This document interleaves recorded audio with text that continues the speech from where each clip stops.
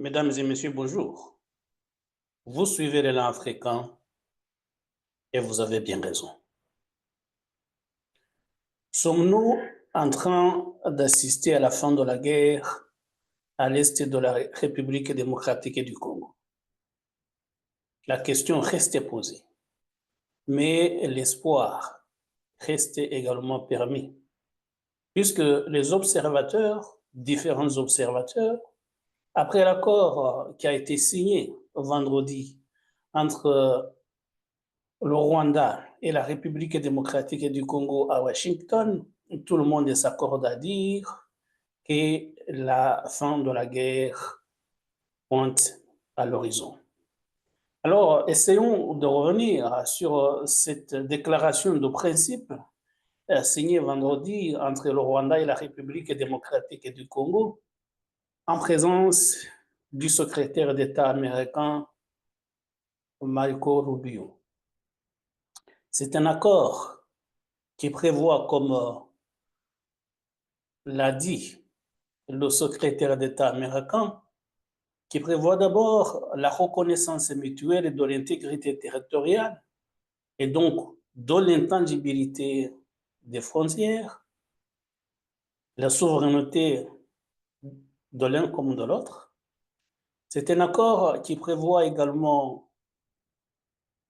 le retour des déplacés de guerre et des réfugiés qui se sont déplacés dans les pays voisins, essentiellement au Rwanda et au Burundi, donc la réinstallation des déplacés de guerre et des réfugiés. C'est un accord qui prévoit également la reconnaissance de la sécurité dans la région des Grands Lacs, donc la sécurité en République démocratique du Congo, mais également au Rwanda. Et c'est un accord qui prévoit l'intégration régionale sur le plan économique, des partenariats économiques dans cette région des Grands Lacs. Thank you all for being here today. I'm honored to be here with my counterparts, the foreign ministers of Rwanda and the Democratic Republic of Congo, to witness the Declaration of Principles for Peace in the Eastern DRC. It's a declaration that establishes a fundamental understanding of regional governance, security, economic frameworks, and end the fighting and allow the region to reach its full potential. The eastern part of the Democratic Republic has seen 30 years of conflict. Durable peace and long-lasting economic development is not going to be easy, but it is important. And having both of my counterparts here, the foreign ministers of these respective countries, demonstrates the beginning of a strong commitment to having the conversations that we need to have in order to reach a resolution. I'm proud to work for a president who's made peace, stable global peace, a priority of this administration. And today is evidence of that. He wants to see a peaceful resolution in many parts of the world, but he wants to see a peaceful resolution here, and we want to play a constructive, productive, and important and key role in ensuring that that can happen. And a durable peace in the Great Lakes region will open the door for greater U.S. and broader Western investment, which will bring about economic opportunities and prosperity. And it will also help advance President Trump's prosperity agenda for the world. It's as they call it, a win-win for everyone involved, for the United States, for the Democratic Republic of Congo, and for Rwanda. L'accord a été signé par la ministre des Affaires étrangères de la République démocratique du Congo, Thérèse Kaikwamba Wagner, et par le ministre rwandais des Affaires étrangères, Olivier Nduhungirehe. Donc, la signature de cet accord, d'ailleurs, qui a pris tout le monde de court, puisqu'on ne s'y attendait nullement pas, c'est quelque chose qui a été préparé en secret. Et cet accord a surpris, mais de façon agréable, il faut le dire, les observateurs de ce qui se passe à l'est de la République démocratique du Congo. Mais il faut dire également que peu avant la signature de cet accord entre les deux pays, on avait vu lors des pourparlers de Doha au Qatar entre la République démocratique du Congo et les rebelles du M23, il avait été déclaré officiellement que les deux parties s'étaient engagées à mettre en place un cessez-le-feu en vue de permettre de la poursuite des pourparlers. Donc, ça fait dire qu'avant même que les deux ministres, rwandais et congolaises, se rencontrent à Washington, il était déjà acquis qu'il allait y avoir un cessez-le-feu, l'arrêt des hostilités, du moins temporairement, pour donner une chance à la poursuite des pourparlers. On peut donc dire qu'on est en bonne voie. Et quand on suit les interprétations diverses et variées qui ont eu lieu après la signature de cet accord, beaucoup disent qu'en réalité, puisque justement tout le monde s'accorde à dire qu'il va y avoir à la fin de la guerre, éminemment parlant, que c'est le Rwanda en réalité qui a perdu. Et le Rwanda a reçu l'ordre de la part de Washington de retirer ses troupes de l'Est de la République démocratique du Congo. Et quand on revient sur les points qui marquent l'accord, on voit en réalité qu'en réalité, l'accord s'adresse plutôt au Rwanda qu'à la République démocratique du Congo. On dit qu'il faut respecter la souveraineté des voisins, il faut respecter le principe d'intangibilité des frontières. C'est dit dans cet accord. Et c'est surprenant d'ailleurs, puisque tout le monde le sait. Le principe de souveraineté, de respect de la souveraineté des pays, le principe d'intangibilité des frontières sont deux principes inscrits dans la charte même de l'Organisation des Nations Unies. Et le Congo et le Rwanda sont deux pays membres de l'Organisation des Nations Unies. Ce qui veut dire que ces deux principes inscrits dans la charte de l'organisation engagent évidemment les pays membres, dont les deux voisins de la région des Grands Lacs. Alors pourquoi prendre le temps, prendre la peine d'inscrire ces deux principes dans une déclaration de principe entre les deux pays? C'est étonnant, non? C'est un peu étonnant. Ça veut dire en réalité, c'est qu'on sait qu'il y a un des pays qui n'avait pas respecté les deux principes en question.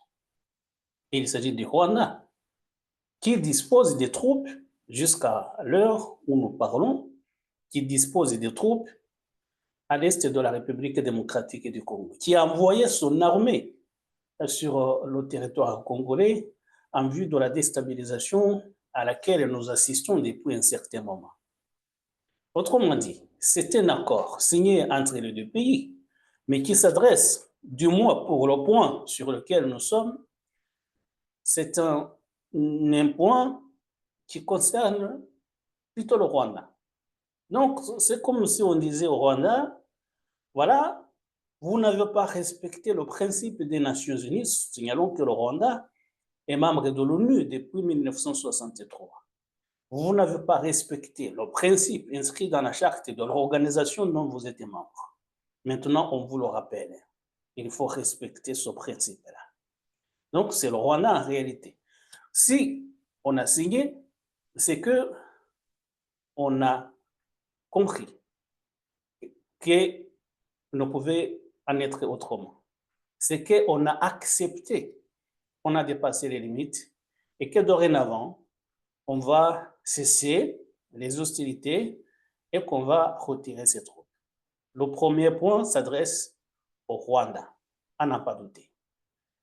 Tout comme le deuxième point, permettre l'installation dans leur bien, la réinstallation dans leur bien des réfugiés congolais et des déplacés de guerre congolais, qui ont été bien sûr déplacés par la guerre qui sévit depuis un moment dans cette partie, dans cette région de l'Est de la République démocratique du Congo, et dont le principal responsable, il faut le dire, bien sûr, c'est le Rwanda. Et ça veut dire, si vous vous engagez à ce que les réfugiés, les déplacés de guerre regagnent leurs biens, c'est qu'au préalable, il faut que l'armée rwandaise, c'est inscrit d'ailleurs dans cet accord, dans cette déclaration de principe, c'est que les armées des pays non invités doivent quitter le territoire congolais et on s'adresse également, bien sûr, au Rwanda. Le Rwanda peut-être gagner un point, mais c'est qu'en parlant de sécurité, il s'agit en réalité il s'agit de dire aucun pays ne doit soutenir les groupes armés qui veulent déstabiliser d'autres pays.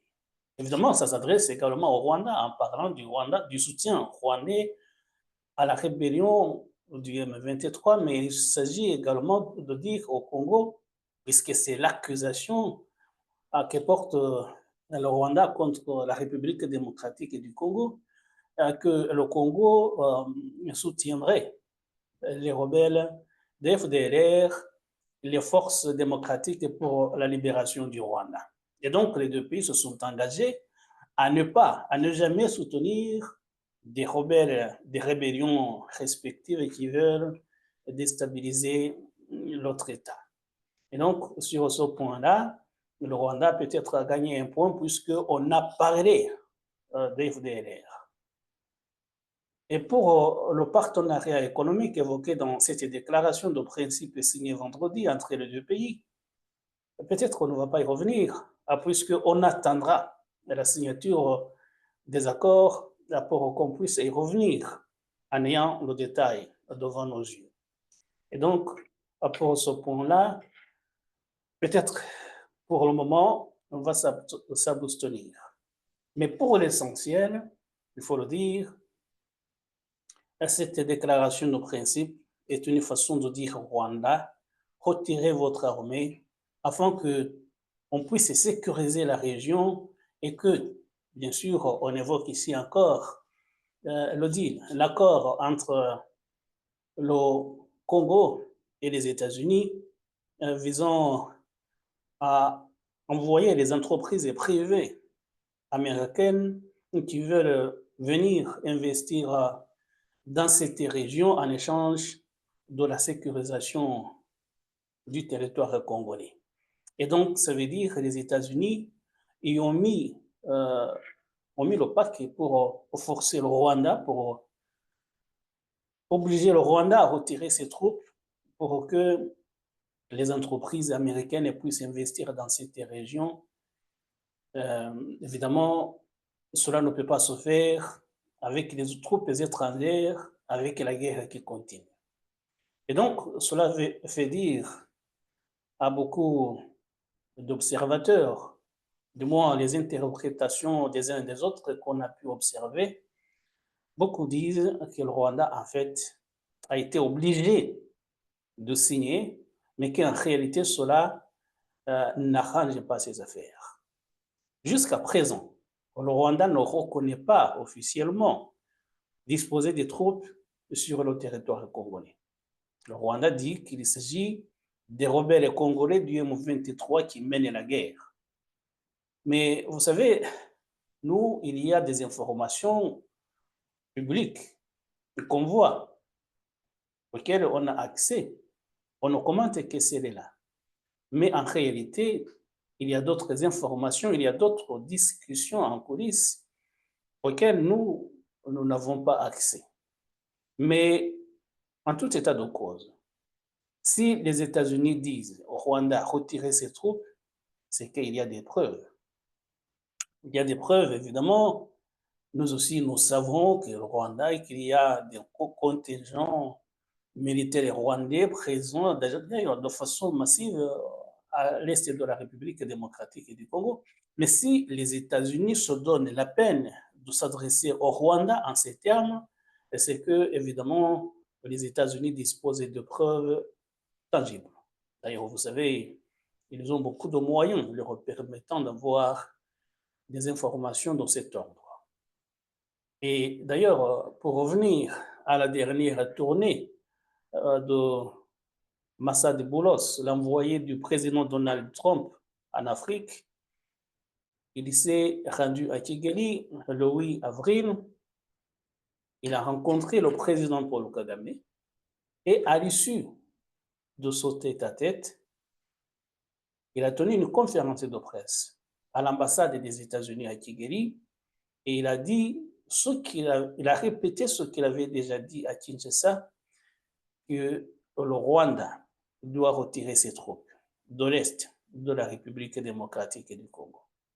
Quand il est arrivé aux États-Unis, il a tenu une autre conférence de presse et il a répété la même chose.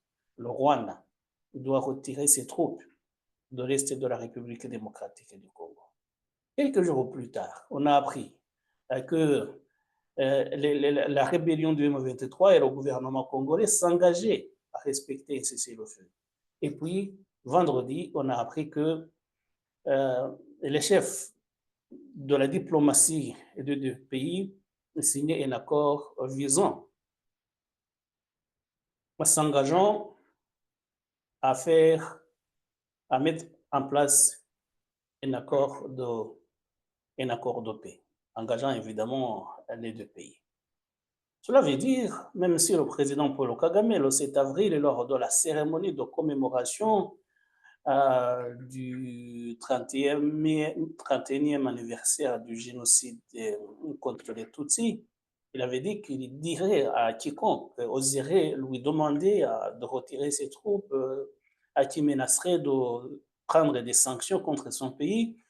Il avait dit qu'il s'adresserait à quiconque oserait lui tenir de tels propos, aller en enfer. Go to hell. Mais si on essaie de voir les derniers développements, c'est que lorsqu'il a rencontré Massad Boulos, au lendemain de cette déclaration, en réalité, il ne lui a pas dit go to hell, point du tout. Parce que s'il lui avait dit cela, il n'y aurait pas eu de développement auquel nous sommes en train d'assister. Donc, le président Paul Kagame, même s'il n'est pas content, même s'il est visiblement dos au mur, a été obligé de coopérer.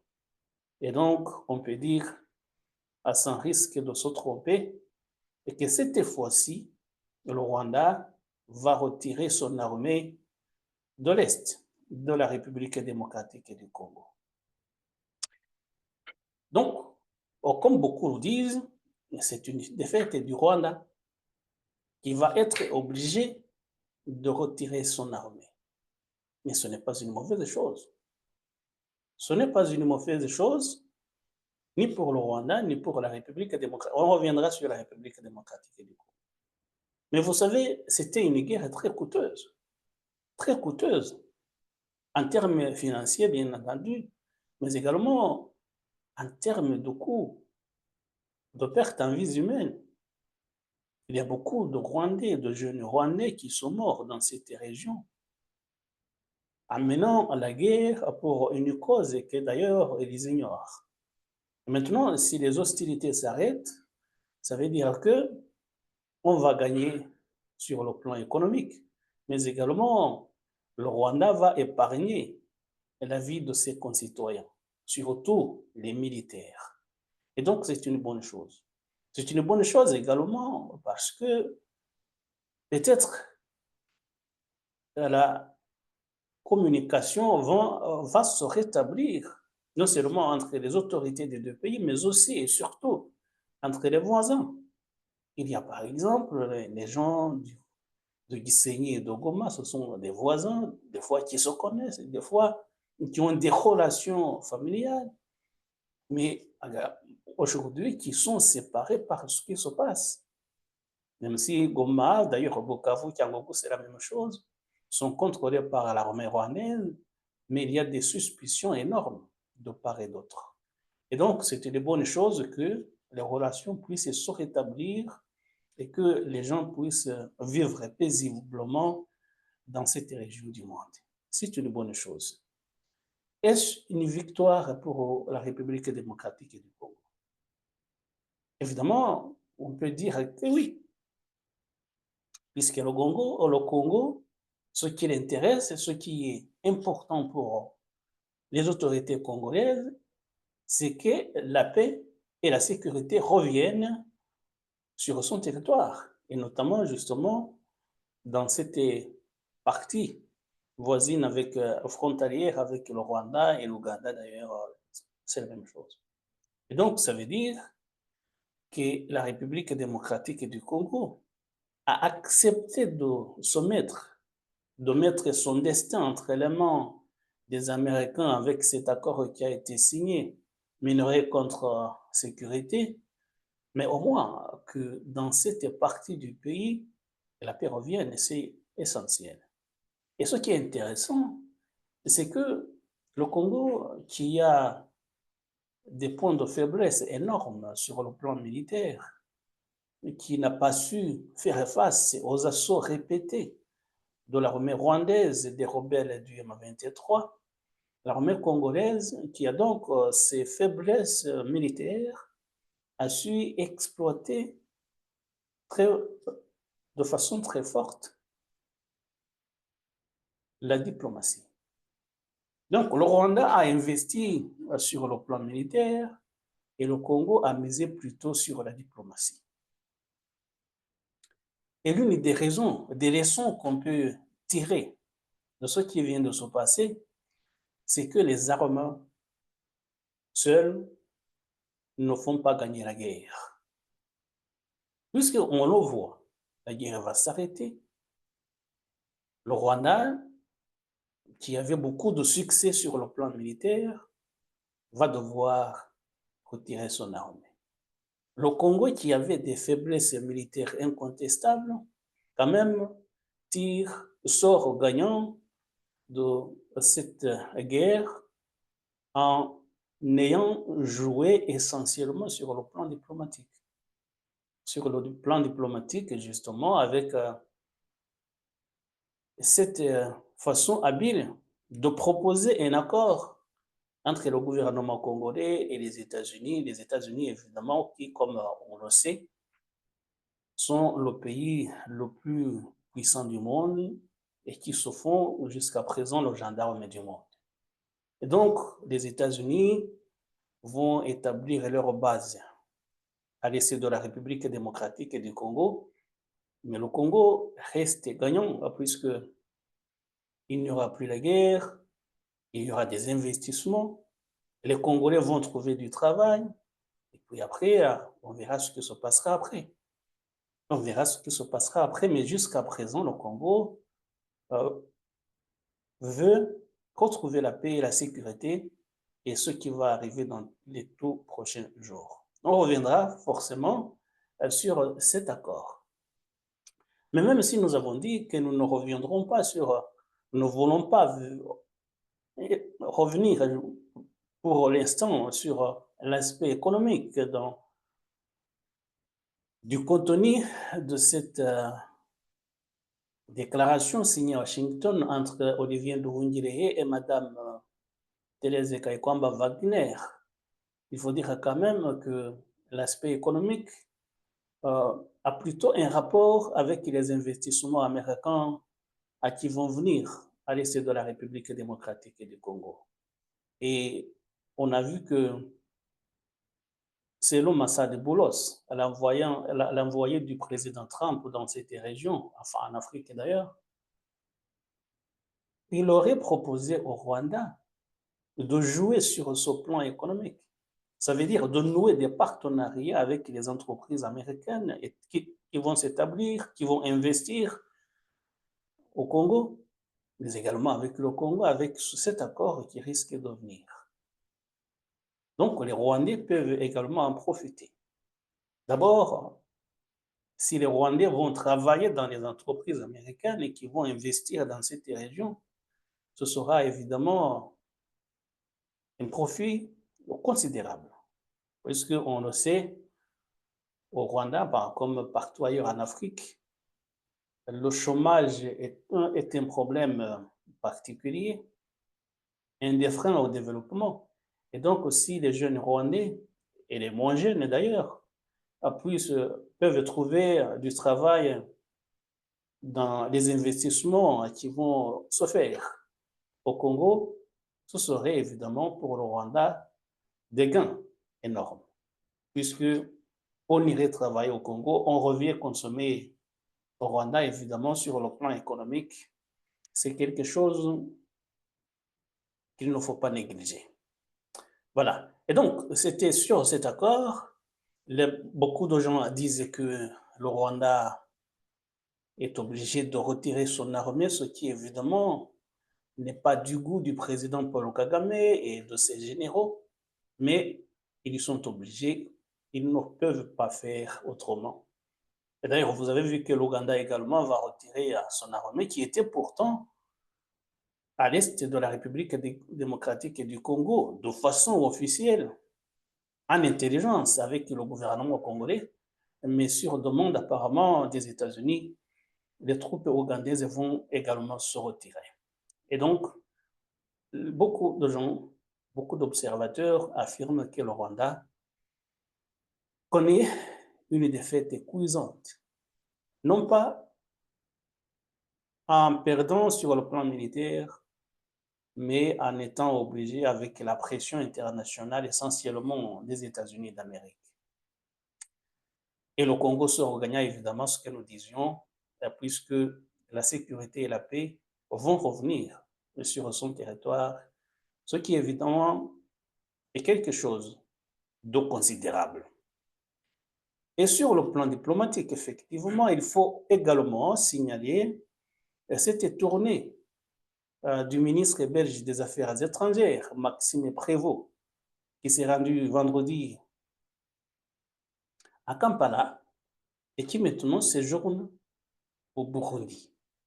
Il va ensuite se rendre à Kinshasa pour rencontrer les autorités congolaises. Et il est revenu également. Quand il était au Burundi, il est revenu sur la sécurité à l'est de la République démocratique du Congo. Vous savez que le Rwanda a rompu ses relations diplomatiques avec la Belgique.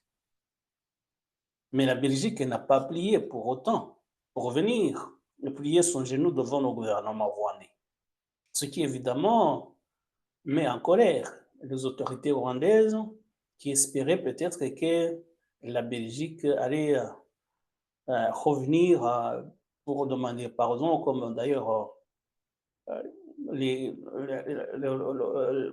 cela se passait auparavant. Non, non. Pour le ministre belge des Affaires étrangères, sa politique n'est pas contre le Rwanda, mais est pour le droit international. Écoutez. Nous avons ici, avec le Burundi, un acteur qui compte. Un acteur qui a toujours compté et avec lequel il faudra continuer de compter pour pouvoir être un acteur de solution et de pacification dans la région des Grands Lacs et aussi, on le sait, singulièrement à l'est du Congo. Vous savez la préoccupation de la Belgique pour les exactions qui y sont commises, pour les violences qui sont vécues, pour les drames humains que nous connaissons quotidiennement. Nous avons tiré la sonnette d'alarme avec vigueur, nous avons pu aussi sensibiliser nos collègues européens à la nécessité de mettre sur la carte des conflits du monde auxquels il faut prêter une attention toute particulière, celui-là également, même si d'autres conflits actuellement, notamment avec l'Ukraine ou au Moyen-Orient, requièrent notre attention, mais n'oublions pas, s'il vous plaît, chers amis de la communauté internationale, l'importance aussi de ce qui se vit à l'est du Congo. Et du reste, le Burundi, qui a aussi des effectifs qui sont déployés sur le territoire, mais en bonne intelligence, concertés préalablement avec Kinshasa, est donc un des acteurs du puzzle pour concourir à une solution de stabilité. D'autres nations se sont invitées sur le territoire congolais, créant aussi tensions, déstabilisation et problèmes. Et la voix belge a été une voix forte pour le dénoncer, non pas parce que nous souhaitons nous ériger contre quiconque, nous ne sommes pas contre le Rwanda, nous sommes pour le droit international, pour le respect de la Charte des Nations Unies, pour le respect de la souveraineté et de l'intégrité du territoire, et c'est le cas également pour la RDC. Et c'est ce qui explique que la Belgique, l'Union européenne, a souhaité prendre des sanctions, que d'autres pays l'ont fait également, pensons aux États-Unis, pensons au Canada, pensons au Royaume-Uni. Et donc nous souhaitions, à travers cette présence et cette visite belge, redire combien nous portons crédit aussi aux initiatives qui peuvent être prises par le Burundi pour à la fois être un acteur de stabilisation politique dans la zone, mais aussi un acteur de l'intégration économique dans la zone. Voilà, donc on va voir que, évidemment, quand nous disons que le Rwanda a perdu sur le plan diplomatique, ce n'est pas seulement face aux États-Unis, et c'est surtout face à la communauté internationale. Et la communauté internationale, vous savez, il y a beaucoup de pays qui ont pris des sanctions contre le Rwanda et auxquelles Paul Kagame ne dit pas « go to hell ». Non, non, c'est que, évidemment, ces pays-là veulent que le droit international soit respecté.